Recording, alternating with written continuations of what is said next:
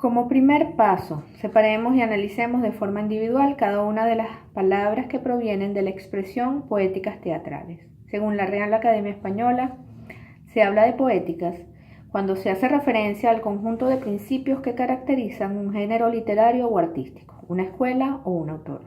En relación al término teatrales, la misma fuente nos señala que dicho término es relativo o pertenece a otro que se conoce como teatro, al que se le otorgan 9 acepciones o significados, que han de variar según el contexto en que se encuentren. Y en este caso nos enfocaremos solamente en 2. Conjunto de todas las producciones dramáticas de un pueblo, de una época, de un autor, por ejemplo, el teatro griego, el teatro del siglo XVII, el teatro de Calderón. Arte de componer obras dramáticas o de representarlas. Por consiguiente, podemos deducir que al hablar de poéticas teatrales se está haciendo referencia al conjunto de principios característicos de un género literario que recoge todas aquellas producciones dramáticas de un pueblo, de una época, de un autor, y que tiene como característica principal, y es lo que lo distingue de los demás géneros literarios, el hecho de que son textos creados para en la mayoría de los casos ser representados. Sin embargo, ¿qué es lo que se representa? La obra representa, y cito, una acción de la vida con solo el diálogo de los personajes que intervienen en ella y que constituye una fábula o relato determinado en el tiempo y en el lugar en donde ésta se desarrolla. Fin de la cita. Se atiene entonces que la representación consiste en reproducir una acción de la vida. Por lo tanto, esa representación consiste en un esfuerzo por imitar hechos que se desprenden de la naturaleza misma. Este género, que forma parte de la literatura, difiere de los demás de su propia especie por el modo de imitación y de la comunicación, que como ya es sabido no va a concluir en la lectura individual, sino que ha de extenderse a la puesta en escena de ese texto dramático. ¿Y cuál es el significado del término dramático? Esta palabra deriva del vocablo drama, cuyo origen remonta hasta la antigua Grecia y que venía a definir a esa representación mimética que tenía un carácter de ritual religioso, construyendo una especie de conexión entre mundos separados, lo sagrado y lo profano, lo colectivo y lo individual. Aquí, manifestaciones como la danza y el canto encuentran espacio. El culto a Dionisio, que era el dios del vino y de la fertilidad, estaba estrechamente relacionado a estas representaciones de origen sagrado. Se irán incorporando cambios y diversos elementos, como el diálogo, que son los que van modelando la estructura diferenciadora, construyendo una fórmula que establecía la imitación de toda una acción entera, compuesta por una serie de incidentes que habían de producir piedad y temor exagerados, con una aura fantástica dada por el hecho de que esos incidentes son productos de los designios de los dioses. De Grecia la fórmula pasa a Roma, donde se va a adherir un tipo de representación dramática con estilo de farsas y improvisaciones, para ser totalmente olvidada durante principios de la Edad Media. A mediados del Medioevo, en Europa se retoma la concepción de la obra dramática. Sin embargo, este tipo de representaciones, así como todo el fenómeno artístico, académico y cultural, estaba reservado a las cortes, las universidades y los monasterios, donde se encontraba represado todo el conocimiento. Además, el hecho de que este tipo de obras se encontraban escritas en latín y no en la lengua vulgar, hacía imposible su aproximación a la población en general. Surge entonces una actividad dramática dominada por la religión, los dramas litúrgicos, cuyo fin es únicamente de orden didáctico moralizante, y en donde las representaciones están basadas en los hechos bíblicos.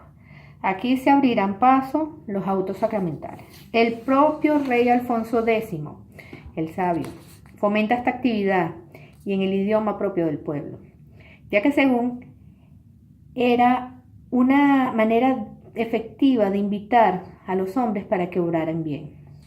El Renacimiento como movimiento artístico surge en el siglo XV y se va a caracterizar por el apasionamiento del estudio de la antigüedad clásica grecolatina. Aquí los autores van a ver en Aristóteles y en su poética un código de normas de carácter vinculante a la hora de la creación de la obra dramática, a través de la cual toda nueva producción ha de ser valorada, haciendo incapaz de competir a cualquier otro escritor con cualquier otro tipo de creación. Es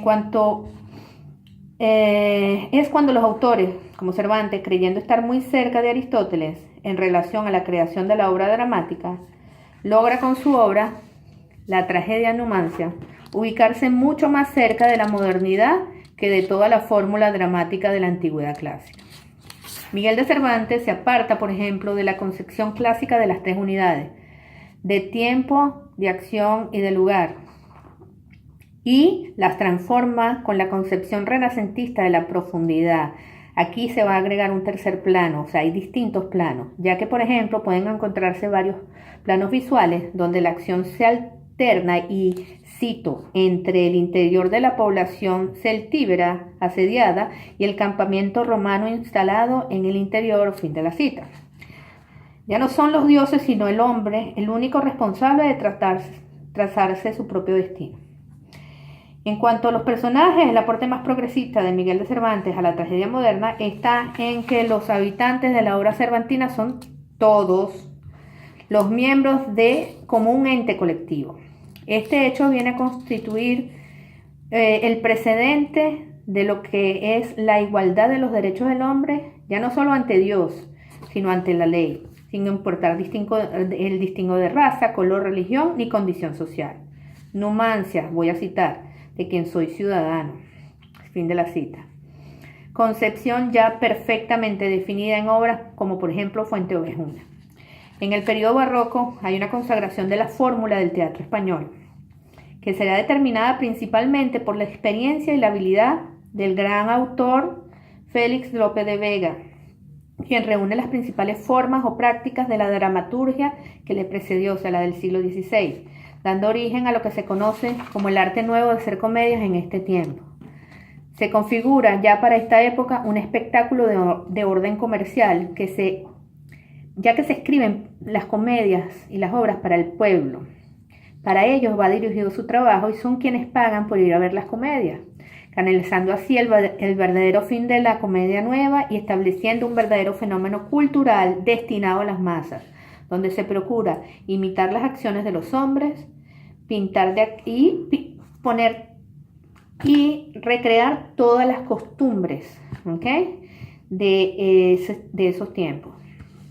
En los últimos años del siglo XVIII se diseminan por toda Europa las ideas provenientes del movimiento denominado como romanticismo, en oposición a los postulados neoclasicistas, promulgando la necesidad creadora del artista, ideas que impactaron sobre todo en todos los ámbitos de la vida, y decretando la imperiosa necesidad de huir de los antiguos cánones basados en la imitación. Esto lo establece Víctor Hugo en el prefacio de su obra Cromwell de 1829. Para Víctor Hugo, es el drama el género dramático que caracteriza a la modernidad. Como en la naturaleza humana, en el drama se combinan lo grotesco y lo sublime, lo terrible y lo jocoso, la tragedia y la comedia, y hay la armonía de contrastes. Toda una dinámica que conlleva el mundo moderno e inherente a la vida, que implica una reformulación constante de la existencia y que se basa en la oposición de los conceptos y enseñanzas tradicionales. A partir de finales del siglo XIX y mediados del siglo XX, las vanguardias modernas van a encontrar ecos dentro del género dramático, tanto en Europa como en Latinoamérica, como una manifestación del arte en una etapa marcada por grandes transformaciones sociales de orden mundial. Tenemos la Primera Guerra Mundial entre los años 1914 y 1918, tenemos la Guerra Civil Española entre el 1936 y 1939 y la Segunda Guerra Mundial entre los años 1939 y 1945. Y precisamente será el teatro la disciplina que ha de establecerse desde principios del siglo XX y florecer, tomando una postura crítica ante la sociedad, finalmente articulada en el texto dramático. Será la vanguardia la encargada de transformar a través del teatro la realidad colectiva en una irrealidad exagerada como una forma de reproche para hurgar en la conciencia de los individuos y evocar a la reflexión que por ende ha de llevar a la transformación y creación también de todo un nuevo orden social, entendiendo por ello que la fórmula dramática está basada en un sistema de ideales éticos plasmados en la naturaleza misma de la humanidad, que demandan la realidad de los derechos del hombre basados en dichos postulados, derechos de carácter universal, originarios, supremos e independientes, del derecho codificado, ¿okay? Y de las costumbres. Ya decía Lorca que el teatro ha perdurado y perdurará. ¿Por qué? Porque en sus principios se gestan y agrupan todas las acciones comunes de los individuos que forman parte de la colectividad y los cuales se identifican sobre el desarrollo de los cimientos de la identidad de los pueblos, orientándonos en la convivencia social, rigiendo la conducta del individuo con las pautas que determinan ciertos comportamientos humanos y sociales que suponen el mejoramiento y progreso de toda una colectividad. Podría afirmarse entonces que las poéticas teatrales se transforman en cuanto a las formas, pero no en relación al fondo, a su esencia.